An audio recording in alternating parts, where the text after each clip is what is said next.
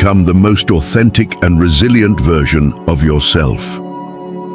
Face it with the wisdom of the ages and the energy of youth, and watch yourself transform your greatest fear into your greatest ally for personal growth and success. Fifth vital point: reduce contact. When confronted with indifference or rejection, the impulse to try to fix the situation, to seek dialogue with the other party, trying to fill the void left behind, is common. However, this is the moment when you can change the dynamics and embrace silence. It's not about playing a game, it's about reaffirming your autonomy by choosing not to inundate the other person with incessant messages or calls.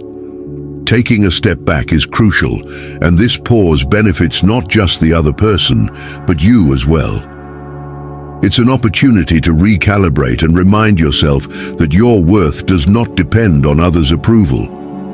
Delving deeper into this concept, here, the silence is not passive, but active and strategic. You're not merely waiting, you're reflecting and maturing. It's the time to redirect your focus towards your goals, passions, and personal life. Consider this a reset button that offers clarity and empowerment. This interlude of no contact is not an expression of coldness or cruelty. It's the establishment of a boundary for your own mental tranquility. You're sending a clear message. I respect myself too much to chase after or beg for attention.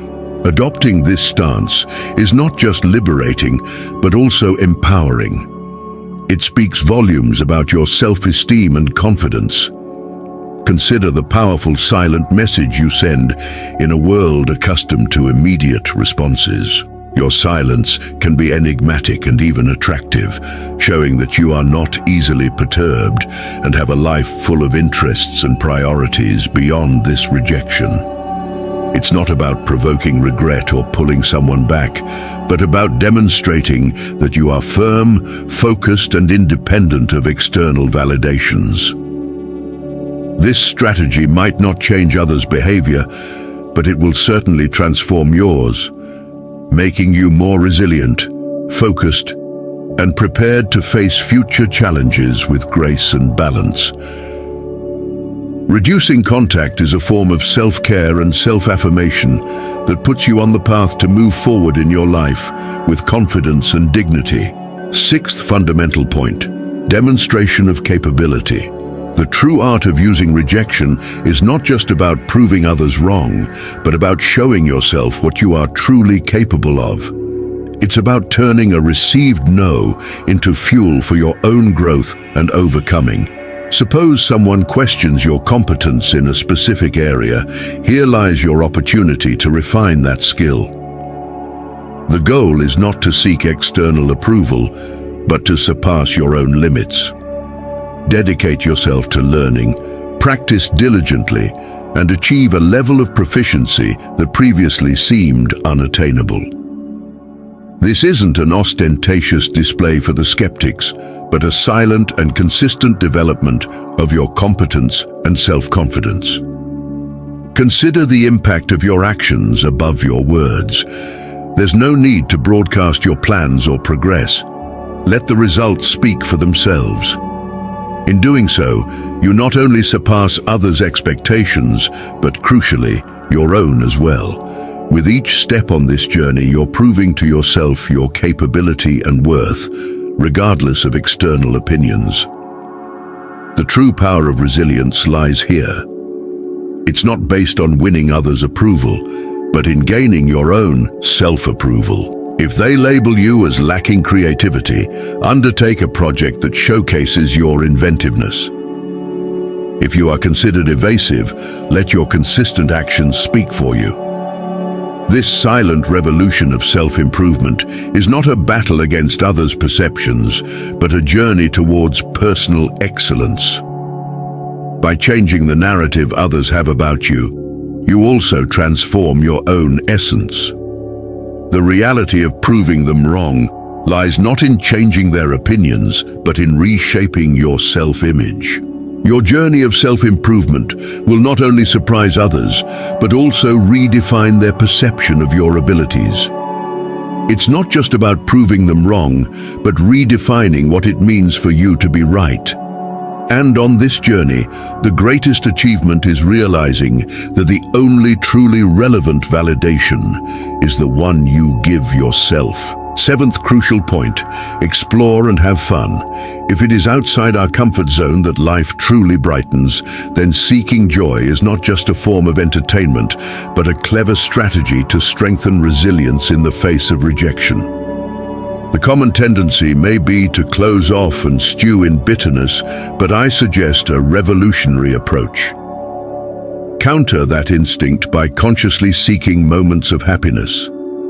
It's not about ignoring your emotions, but providing them with a new context to thrive. By exploring a new hobby or rekindling an old passion, this act becomes an affirmation of resistance against the weight of rejection.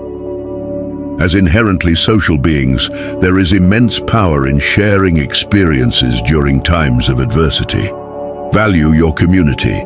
Invite friends for a walk, get involved in a collective artistic project, or simply enjoy a meal in good company. These moments of connection do more than just lift your spirits. They reaffirm your place in the web of human relationships. Each shared laugh, each exchanged story is a subtle reminder that you are more than the sum of your setbacks. You are part of a broader narrative that flourishes in connection and collective resilience. Herein lies the true magic, confronting the unknown. Rejection may seem like a closed door, but in reality, it opens many others. Try a cuisine new to you, explore a neighborhood you've never visited, or sign up for a workshop on an unfamiliar topic. These experiences go beyond mere distractions. They are opportunities for personal expansion. Each new experience adds layers to your character, making you more adaptable, empathetic, and prepared for life's unpredictabilities. Remember, the goal is not to erase rejection from memory, but to evolve from it, transforming each received no into a push for a richer, more vibrant life. Eighth essential point, develop your social status. Consider the situation where you find yourself in a room, being ignored or nearly invisible. Here lies a hidden opportunity.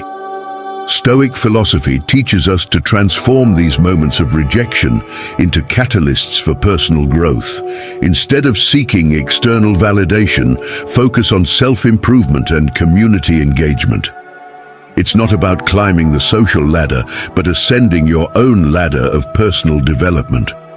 Activities like exercising, exploring hobbies, or advancing in your career are not just routine tasks. They are tools for shaping a stronger, more resilient version of yourself. Think of sharing your journey not for recognition, but for the connection it can establish.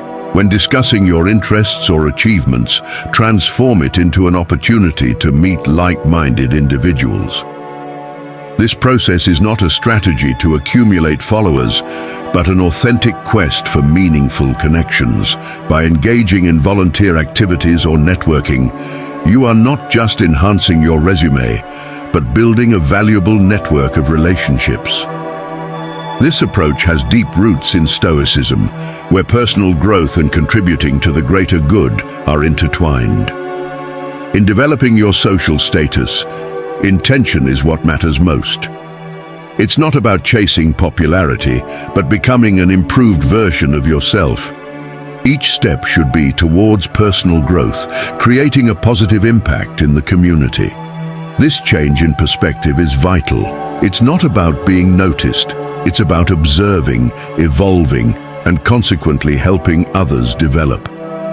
Adopting this Stoic mindset is an effective way to navigate the modern world, turning rejection into a powerful force for positive transformation.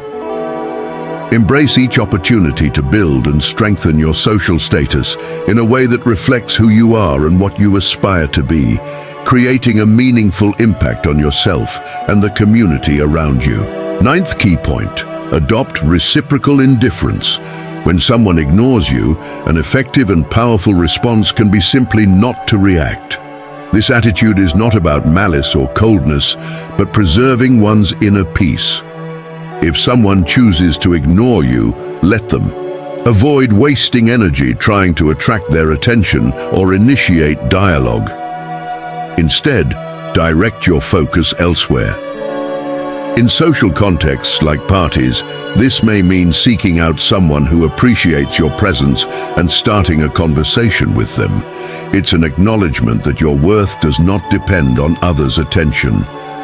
In the inevitable situations where you must interact with this person, prioritize professionalism. Keep conversations brief, to the point, and devoid of deep personal content. The goal is not to outdo them, but to maintain a professional and detached stance. This approach leaves no room for unnecessary drama and sends the message, I am here for what truly matters, not for the games. This strategy helps to keep the focus on what is essential, remaining steady and unshaken in the face of indifference.